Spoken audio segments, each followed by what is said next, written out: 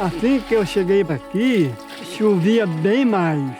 Aí de certo tempo para cá, a chuva está diminuindo muito e o sol também está castigando muito.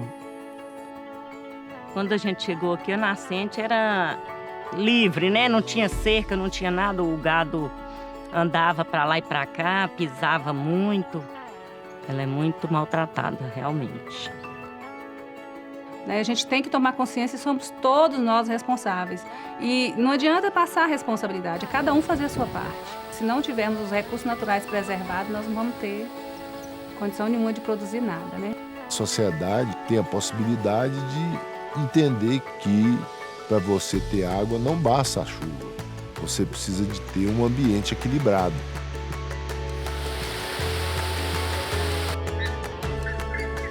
Você via era gado andando aqui de um lado para outro e tudo. Você via só poeira aqui. Hoje, você já vê outra imagem, né? Verdinhas. Se Deus quiser, daqui a um tempo mais deixei d'água. Antes aqui era todo seco, só saía um pouquinho d'água e mais água suja. Aí fez a primeira seca aqui, né? Aí parou, as criação parou de pisar aqui, aí virou vereda.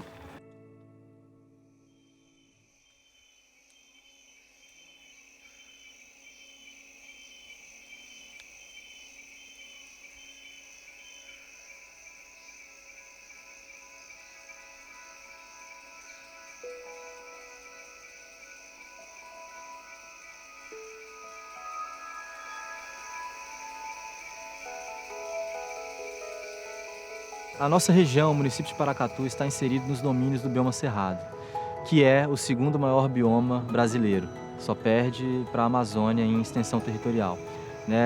É um bioma muito rico.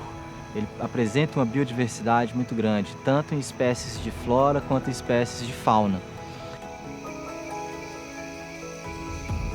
E, além disso, a gente pode considerar o Cerrado como berço das águas. Nele nascem 3 das principais bacias hidrográficas brasileiras.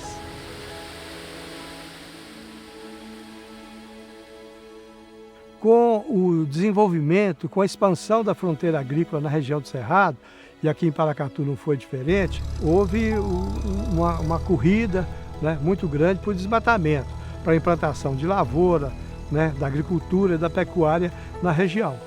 Aquele solo com a vegetação, a partir do momento que tem uma precipitação, que a chuva cai, essa vegetação ela consegue segurar essa velocidade com que a gota d'água chega no solo. Se você preserva ali também, ela funciona como um filtro.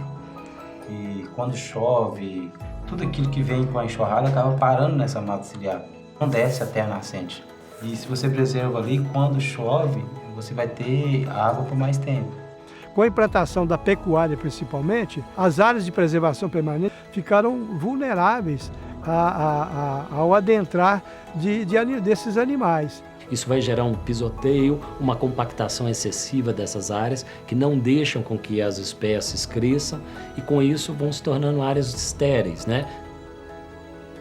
No Cerrado pode ficar até 6 meses sem chover. Se você proteger, se você limitar a entrada de animais domésticos nas áreas de nascentes e veredas, elas começam a ficar mais resistentes ao clima seco. As veredas funcionam como esponjas. Então, no momento que tem a chuva, essa esponja fica saturada de água. E ela consegue se manter com essa água e ir liberando devagarzinho essa água ao longo dos dias, ao longo dos meses. A partir do momento que você impacta uma nascente ou que você impacta uma vereda, ela não consegue reter tanta água e ela não consegue liberar essa água para os cursos da água na época de seca. Quando nós chegamos aqui, eu vi a represa com a água, falei, nossa, nós vamos plantar e é muito, porque tem bastante água. Aí ela secou e não voltou mais a ser o que era antes. O projeto de proteção de nascentes, ele começa em 2009, quando a gente começa a ver algumas comunidades já tendo problemas com alguns cursos d'água que deveriam ter um volume mais expressivo de água, e a gente começa a identificar que esses cursos, de um ano para o outro, estavam sofrendo variações de vazão muito grandes. À medida em que a população do nosso país cresce e a economia também se desenvolve, surge a necessidade da gente fazer um uso cada vez mais racional dos nossos recursos naturais. Então, foi uma forma que a empresa enxergou de ajudar os proprietários rurais a desenvolver suas atividades e, ao mesmo tempo, preservar as fontes de água, que são um recurso mais que essencial. Essas ações nos beneficiam diretamente. Nenhum agricultor vive na seca. A gente resiste. Viver é a gente ter, no ambiente que a gente trabalha, que é a terra, essa relação saudável, que você planta, que você colhe, que você vê a vida nascendo. E sem água não há vida. Num regime de parceria, resolvemos iniciar esse projeto, à época com o IEF, com o Mover.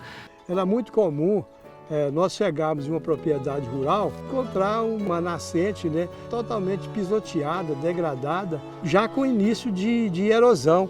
O IEF trouxe toda a identificação das áreas que seriam mais prioritárias, das áreas que eles estavam identificando como tendo mais problemas, e também, num dado momento, foi responsável pelo aporte de parte dos recursos também, né, nesse processo. E o Mover também, naturalmente, com todo o conhecimento que eles tinham de quem eram os fazendeiros, quais eram os interesses deles, e principalmente de conduzir talvez a ação preliminar, e é talvez uma das mais importantes do projeto, que é a de educação ambiental. Olha, o grande objetivo do projeto não é só a produção de água na propriedade. É o envolvimento da sociedade no processo. Desmatou a represa, fez roça e os gados tudo lá na represa. E aí agora cercou, está protegido. Tem que ficar atento para o pessoal não cortar a cerca para botar gado lá dentro. Né? Nas inúmeras visitas que a gente faz aos produtores que serão beneficiados, sempre tem o interesse da gente levar para eles os cuidados que tem que se ter com o meio ambiente. Quando a gente fala dos resultados, que é 2, 3 anos, a gente está falando basicamente da questão da quantidade da água. Se a gente tem uma nascente que tem urina do gado, fezes do gado naquele local, a água está contaminada. Mas se você protege, questão de poucos meses depois, ela já vai estar uma água limpa, então a qualidade dela já é boa. A gente passou a mobilizar os produtores rurais e, a partir daí, utilizando os recursos da empresa, desenvolvendo desde do mapeamento das propriedades, cadastramento de produtores rurais, até a aquisição dos materiais necessários e a construção dessas cercas, né, para proteger as nascentes e veredas. Se fosse para eu fazer a cerca, para ser honesta, hoje eu não teria condição de fazer. A gente que está aqui no campo, muitas vezes tem aquela vontade de fazer, mas não tem a condição necessária de fazer. E sabe que é importante. Em alguns pontos dos cursos de água principais são instalados os pontos de medição, né? E depois isso vem sendo registrado para que você possa ter um histórico daquela nascente ao longo dos anos. Que os resultados estão vindo. Nascente, por exemplo, que não tinha água nenhuma, hoje tem. Tá dando água aqui para 7 famílias, ainda pega e ainda sobra essa aí todo dia. E aí quando é tempo de chuva mesmo, essa água é muita mesmo. Ela passa aí por cima, ela brota rapidinho. Alguns produtores, no decorrer do tempo, eles conseguiram fazer captação de água, fazer captação para irrigação de pequenas lavouras, até grandes hortas e pomares. Tira na bomba aqui, leva para lá, põe na caixa, a gente usa a água para a horta, para beber, lavar roupa, também para criação, né? Nós já conseguimos proteger mais de 1.500 hectares de áreas, mais de 100 produtores rurais foram atendidos. Nós temos praticamente hoje 300 nascentes protegidas, esse projeto vai aumentar. Então ele vai tomando vulto de uma forma que esse legado é algo que vai ser muito especial para a comunidade de Paracatu e para a região. Se você quiser cuidar de um grande rio da nação, você tem que proteger um pequeno olho d'água, né, que alimenta aquele rio.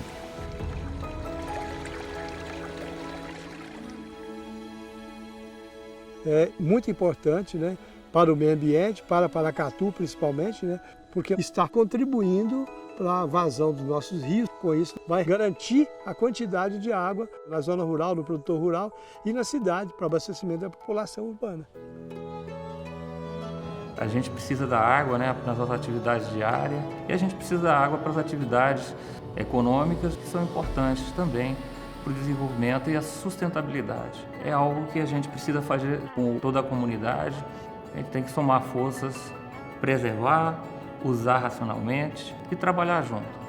Um projeto maravilhoso que está ajudando todo mundo.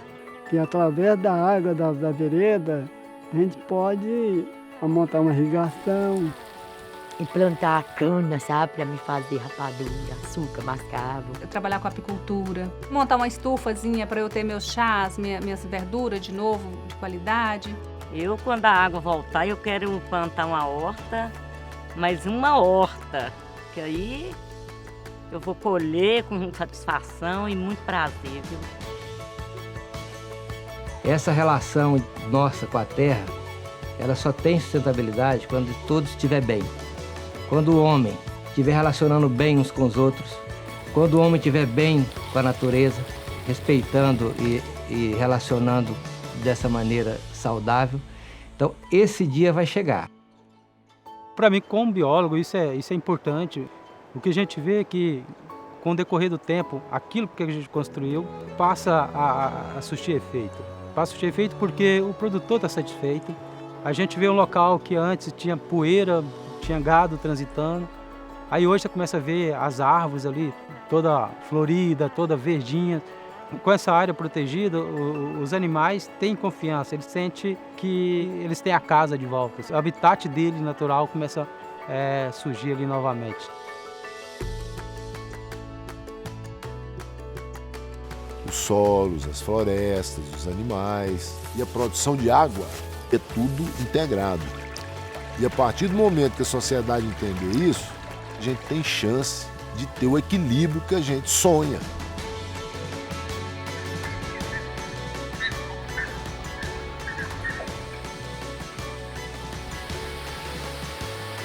Projetos como esse nos levam a compreender que nós precisamos de mudar essa realidade e com certeza vai nos abrindo os olhos para as outras ações que temos que fazer.